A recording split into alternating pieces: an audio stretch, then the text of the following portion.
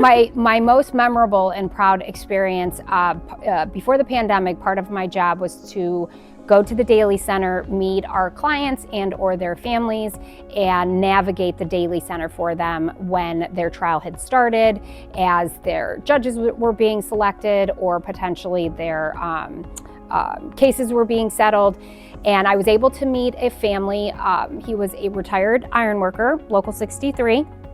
And he came down to the Daily Center with his wife, his 3 daughters, and a son-in-law. Unfortunately, he was on air mask, not an air mask, oxygen mask, thank you. He was on an oxygen mask, so I had to bring a wheelchair to be able to navigate the Daily Center a little bit better. I met them outside. We went into the Daily Center. There's normally a very long line to get through and get through the metal detectors. Everybody has to take everything out, and going through the metal detector with a wheelchair was that much more difficult. So I was wheeling him in, we were waiting in line. As we get to the metal detector, there was a law clerk that was behind us, being very annoying. I could use other choice words, I won't. And he was trying to kind of jump the line, and he wasn't being very respectful of our client.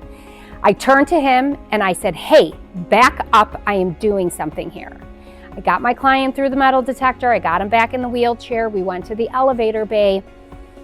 He was unhappy. Obviously, he was on oxygen. You know, it was an uncomfortable situation for him. I knew he wasn't necessarily mad at me, but he kind of calls me down towards him after I got him through and we were waiting in the elevator bay.